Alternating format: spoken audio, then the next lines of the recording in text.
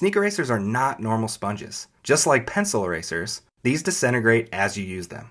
Sneak erasers are most effective when used gently. Just add water. For maximum cleaning power, keep the sponge puffed.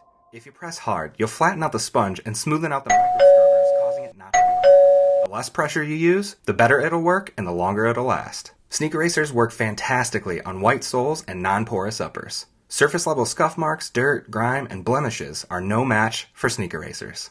Some materials such as soft foam soles can be harder to clean, but resist the urge to scrub hard. Keep swiping and rinse the sponge for best results. Some shoes get damaged by cuts, scrapes, gouges, and other permanent abrasions. Nothing can fix those. However, if a blemish can be removed, sneak erasers are your best bet.